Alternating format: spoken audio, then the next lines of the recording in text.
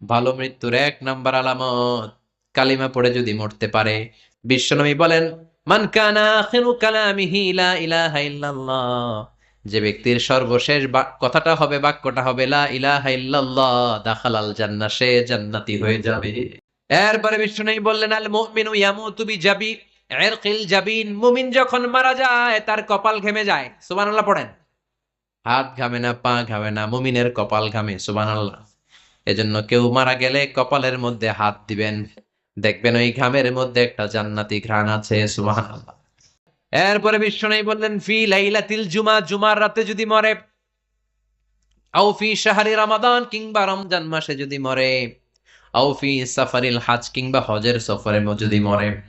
বাংলার জমিন থেকে অনেক হাজিরা হজ করতে যায়, অনেকে ওইখানে যে আরাফাতের ময়দানেও মারা যায়, এরকম হাজি আছে না নাই? খুশনসিব, এটা খুশনসিব। আলহামদুলিল্লাহ পড়েন। এরপরে বিশ্বনবী বললেন, মাউতু শাহাদা, আল্লাহর রাস্তায় জিহাদ করে কালেমার বাণীকে উপরে তুলে ধরার জন্য কেউ যদি শাহাদাতের বাণী, শাহাদাতের পেয়ালা পান করে, শাহাদাতের মৃত্যুর চাইতে ভালো মৃত্যু আর হতে পারে? শাহাদাতের মৃত্যুর চাইতে শ্রেষ্ঠ মৃত্যু আছে নাকি? ওমরে ফারুক বলতেন, আল্লাহুম্মা রযুকনা শাহাদাতান ফি সাবিলিক, ও আল্লাহ, আপনি আমারে আপনার রাস্তায় শহীদ হিসেবে কবুল করেন। ওয়ারযুক মাউতি ফি হারামি রাসূলিক, পৃথিবীর কোন শহরে মরতে চাই না, বিশ্বনবীর শহর মদিনা শহরে আমার মৃত্যু কবুল করেন। ফজরের জামাতে ইমামতি করতে গিয়েছেন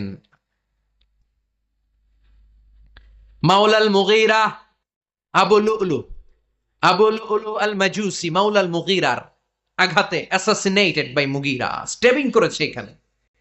তিনটা আঘাত করেছে, একটা এখানে, একটা পাজরে, একটা নাভির মধ্যে, নাভি কেটে দুই ভাগ।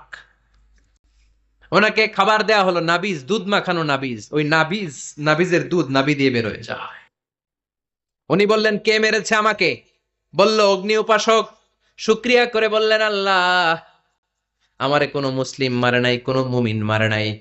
উনি বেহুশ ছিলেন, হুশ ফিরে সবাই রে বললেন, আসল্লান নাস, ফজরের যেই নামাজটা আমার ইমামতিতে শুরু হয়েছে, এক রাকাতের পর আমাকে মারা হলো।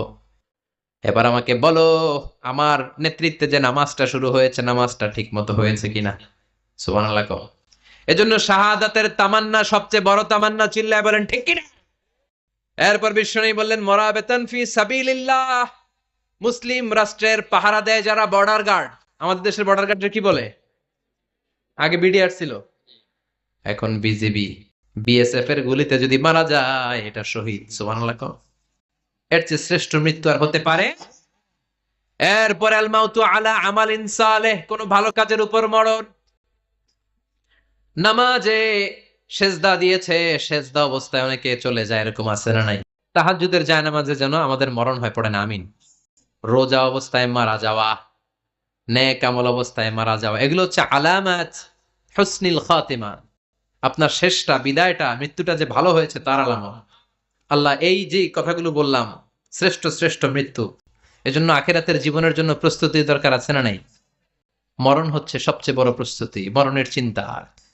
মান কানা ওয়াইদান ফাল মাউতু ইয়াকফি, যে নিজেকে সোজা করতে চায়, মৃত্যুর চিন্তাই তার জন্য যথেষ্ট।